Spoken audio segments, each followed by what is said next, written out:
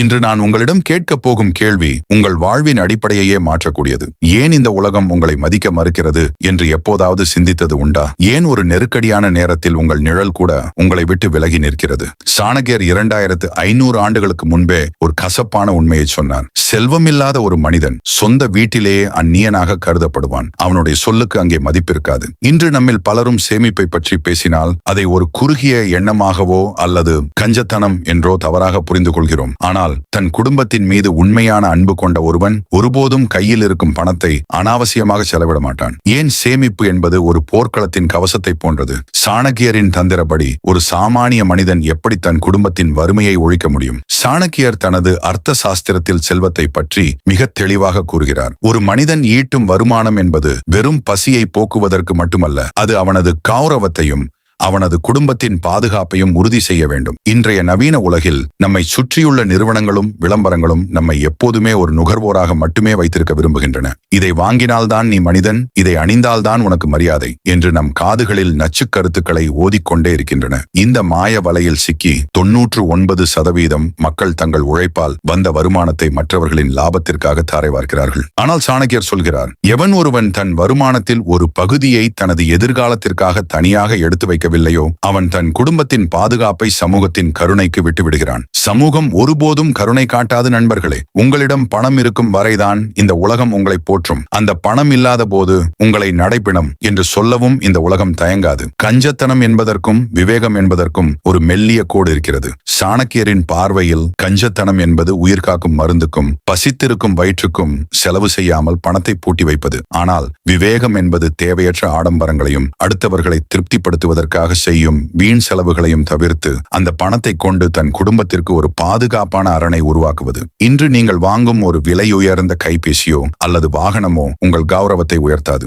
மாறாக நாளை உங்கள் பிள்ளையின் கல்விக்கோ அல்லது பெற்றோரின் மருத்துவத்திற்கோ நீங்கள் மற்றவர்களிடம் கையேந்தும் நிலை வரும்போது அதே சமூகம் உங்களை பார்த்து எள்ளி நகையாடும். சாணக்கியர் கூறுகிறார், துன்ப காலத்தில் உனக்கு தோள் கொடுக்கும் நண்பர்கள் யார் என்று தெரிய வேண்டுமா? உன் பெட்டியில் இருக்கும் சேமிப்பை சரிபார். அது ஒன்றுதான் உன்னை கைவிடாத உண்மையான நண்பன். உறவுகள் மாறலாம், நட்பு விலகலாம், ஆனால் நீங்கள் சிறுக சிறுக சேர்த்த செல்வம் இக்கட்டான நேரத்தில் உங்கள் மானத்தை காக்கும் ஒரு மாபெரும் ஆயுதமாக மாறும். ஒரு குடும்ப தலைவன் என்பவன் அந்த வீட்டின் நிதி அமைச்சர் மட்டுமல்ல, அவன் அந்த வீட்டின் அரசன். ஒரு அரசன் தன் கஜானாவை காலியாக வைத்திருந்தால் அவன் எதிரிகளால் எந்த நிமிடம் வேண்டுமானாலும் வீழ்த்தப்படலாம். உங்கள் வாழ்க்கையில் எதிரி என்பது வெறும் மனிதர்கள் மட்டுமல்ல, எதிர்பாராத வேலை இழப்பு, தீராத நோய், திடீர் விபத்து என எது வேண்டுமானாலும் இருக்கலாம். இத்தகைய எதிரிகளை எதிர்கொள்ள உங்களிடம் இருக்கும் ஒரே கேடயம் சேமிப்புதான். சாணக்கியர் ஒரு மிகச்சிறந்த உதாரணத்தை சொல்கிறார். தேனீக்கள் எப்படி ஒவ்வொரு பூவாக சென்று தேனை சேமித்து மழைக்காலத்திற்காக தயார் நிலையில் இருக்கிறதோ அதுபோல ஒரு மனிதன் தனது வருமானத்தை சிறுக சிறுக சேமிக்க வேண்டும். தேனீ தேனை சேமிப்பது கஞ்சத்தனம் அல்ல,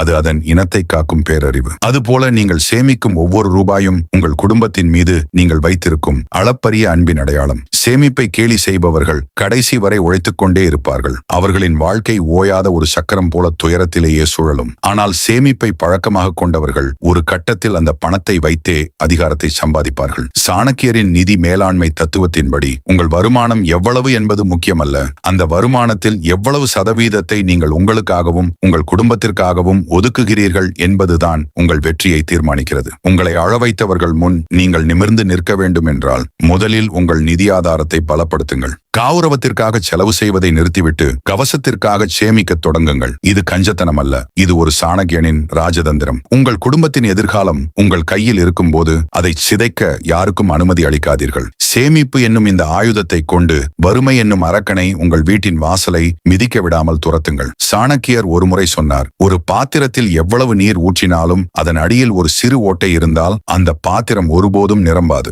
அதுபோலத்தான் நம்முடைய வாழ்க்கையும். நாம் எவ்வளவுதான் கடினமாக உழைத்து சம்பாதித்தாலும் நம்மிடம் இருக்கும் சில தவறான பழக்க வழக்கங்கள் நம்முடைய செல்வத்தை ஓயாமல் கசியச் செய்கின்றன. 99% மக்கள் தாங்கள் ஏழையாக இருப்பதற்கு வருமானம் குறைவு என்று காரணம் சொல்கிறார்கள். ஆனால் உண்மை என்னவென்றால் அவர்களுக்கு பணத்தை செலவு செய்ய தெரியவில்லை என்பதுதான். சாணக்கியரின் நீதிப்படி ஒரு மனிதன் எங்கே பணத்தை வீணடிக்கிறான் தெரியுமா? முதலாவதாக போலி கௌரவம். மற்றவர்கள் நம்மை பார்த்து வியக்க வேண்டும் என்பதற்காக தேவையில்லாத விழாக்களையும் ஆடம்பரமான விருந்துகளையும் நடத்துவது. இது உங்கள் பாக்கெட்டில் இருக்கும் பணத்தை மட்டுமல்ல, உங்கள் எதிர்காலத்தையே அழிக்கும் செயல். ஒரு விழா என்பது மகிழ்ச்சியை பகிர்ந்து கொள்ள வேண்டுமே தவிர தவிர உங்கள் வங்கி கணக்கை காலி செய்யக்கூடாது. இரண்டாவதாக, சாணக்கியர் எச்சரிப்பது அறியாமை செலவுகள். ஒரு பொருள் மலிவாக கிடைக்கிறது என்பதற்காகவோ அல்லது தள்ளுபடியில் சேல் இருக்கிறது என்பதற்காகவோ அதை வாங்குவது மிகப்பெரிய முட்டாள்தனம். சாணக்கியர் கூறுகிறார், உனக்கு தேவையில்லாத ஒரு பொருளை நீ விலைக்கு வாங்கினால் விரைவில் உனக்கு தேவையான ஒரு பொருளையா நீ விற்க வேண்டிய நிலை வரும். இன்று 99% இளைஞர்கள் இந்த சிக்கலில் தான் இருக்கிறார்கள்.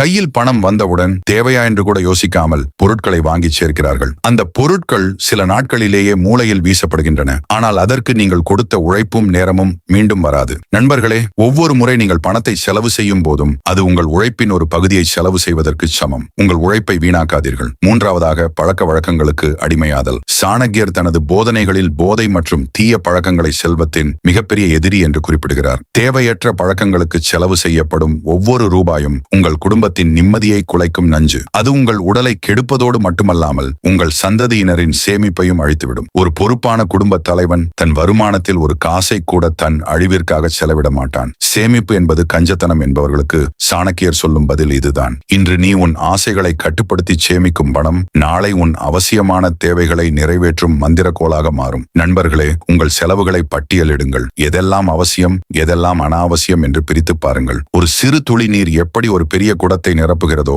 அதுபோல நீங்கள் தவிர்க்கும் ஒவ்வொரு சிறு வீண் செலவும் ஒரு பெரிய முதலீடாக மாறும். சாணக்கியரின் தந்திரப்படி உங்கள் வருமானத்தில் 50% மட்டுமே செலவிற்கு பயன்படுத்தப்பட வேண்டும். மீதமுள்ள 50% எதிர்காலத்திற்காகவும் சேமிப்பிற்காகவும் இருக்க வேண்டும். இது கடினமாக தோன்றலாம், ஆனால் ஒரு சாம்ராஜ்யத்தை உருவாக்க நினைப்பவன் கடினமான பாதையை தான் தேர்ந்தெடுப்பான். உங்களை ஏளனம் செய்பவர்கள் உங்களின் இன்றைய எளிமையை பார்த்து சிரிக்கலாம், ஆனால் நாளை உங்களின் நிதி ஆதாரத்தை பார்த்து அவர்கள் வியப்பார்கள். உங்கள் ஓட்டையுள்ள பாத்திரத்தை முதலில் அடையுங்கள். அப்போதுதான் உங்கள் செல்வம் நிலைத்து நிற்கும். பணத்தை சேமிப்பது எவ்வளவு முக்கியமோ அதைவிட முக்கியமானது சேமித்த பணத்தை பாதுகாப்பதும் அதை சரியான வழியில் பெருக்குவதும் ஆகும். சாணக்கியர் கூறுகிறார், பாதுகாக்கப்படாத செல்வம் வெயிலில் வைத்த நெய்யை போல உருகி மறைந்துவிடும். 99% மக்கள் சிறுக சிறுக சேமித்த பணத்தை யாராவது ஒருவர் வந்து இங்கே முதலீடு செய்தால் ஒரே மாதத்தில் இரட்டிப்பாகும் என்று சொன்னால் ஆசைப்பட்டு அங்கே கொடுத்து ஏமாந்து விடுகிறார்கள். இது சேமிப்பு அல்ல, இது தற்கொலைக்கு சமம். சாணக்கியரின் நீதிப்படி உங்கள் சேமிப்பு என்பது உங்கள் குடும்பத்தின் உயிர்நாடி. அதை யாரிடம் ஒப்படைக்க வேண்டும் என்பதில் மிகுந்த எச்சரிக்கை தேவை. தெரியாத தொழிலிலோ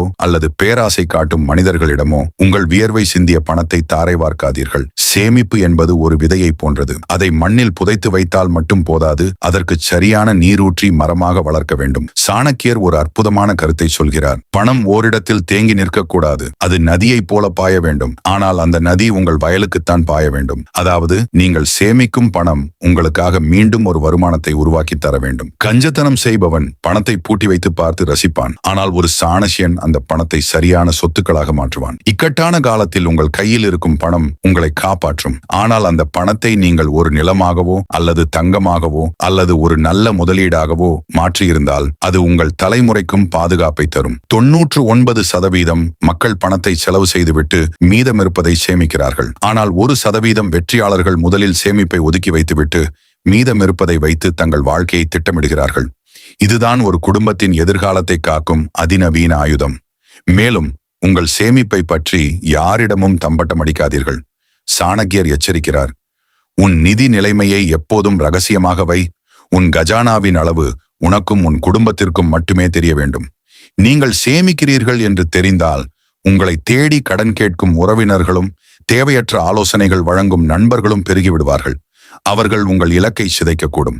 சேமிப்பு என்பது அமைதியாக செய்யப்பட வேண்டிய ஒரு தவம். உங்களை கஞ்சன் என்று உலகம் நினைத்துக் கொண்டிருக்கும் போதே நீங்கள் ஒரு மாபெரும் நிதி பேரரசை உருவாக்கி கொண்டிருக்க வேண்டும். உங்கள் குடும்பத்தின் பாதுகாப்பு என்பது மற்றவர்களுக்கு தெரிய வேண்டிய அவசியமில்லை. அது அவர்களுக்கு கிடைக்க வேண்டிய பலன் மட்டுமே. நண்பர்களே, சேமிப்பு என்பது உங்கள் பலவீனம் அல்ல, அது உங்கள் பலம். கையில் பணம் இருக்கும்போது ஒரு மனிதனுக்கு தன்னம்பிக்கை தானாகவே பிறக்கும். அந்த தன்னம்பிக்கை அவனுடைய பேச்சிலும் செயலிலும் ஒரு கம்பீரத்தை கொடுக்கும். மற்றவர்களிடம் கையேந்தும் நிலை வராத வரை உங்கள் தலை நிமிர்ந்தே இருக்கும். சாணக்கியர் காட்டிய இந்த நிதி மேலாண்மை வழியை பின்பற்றினால் நீங்கள் ஒருபோதும் வறுமையின் பிடியில் சிக்க மாட்டீர்கள். சேமிப்பு என்னும் கவசத்தை சரியாக பயன்படுத்துங்கள். அது உங்கள் குடும்பத்தை எல்லா ஆபத்துகளிலிருந்தும் பாதுகாக்கும் ஒரு மகா கவசமாக மாறும். சேமிப்பு என்பது வெறும் இன்றைய தேவைக்கானது மட்டுமல்ல, அது உங்கள் தலைமுறையையே மாற்றக்கூடிய ஒரு தவம். சாணக்கியர் ஒரு மிகச்சிறந்த தத்துவத்தை சொல்கிறார். ஒரு தந்தை தன் பிள்ளைகளுக்கு சேர்த்து வைக்கும் மிகப்பெரிய சொத்து பணம் அல்ல, பணத்தை சேமிக்கும் அந்த பழக்கம்தான். 99% மக்கள் தங்கள் பிள்ளைகளுக்கு பணத்தை சேர்த்து வைக்கிறார்கள். ஆனால் அந்த பணத்தை எப்படி கையாள வேண்டும் என்ற அறிவை கொடுப்பதில்லை. இதன் விளைவாக ஒரு தலைமுறை கஷ்டப்பட்டு சேர்த்த செல்வம் அடுத்த தலைமுறையிலேயே அழிந்து போகிறது. ஆனால் சேமிப்பை ஒரு ஒழுக்கமாக டிசிப்ளின் கருதும் குடும்பம் காலங்காலமாக செழிப்போடு இருக்கிறது. நீங்கள் இன்று அனாவசிய செலவுகளை குறைத்து சேமிக்கும் ஒவ்வொரு ரூபாயும் உங்கள் வாரிசுகள் இந்த சமூகத்தில் நிமிர்ந்து நிற்பதற்கான அஸ்திவாரம் என்பதை மறந்துவிடாதீர்கள். சாணகியர் இறுதியாக ஒரு எச்சரிக்கையை தருகிறார்.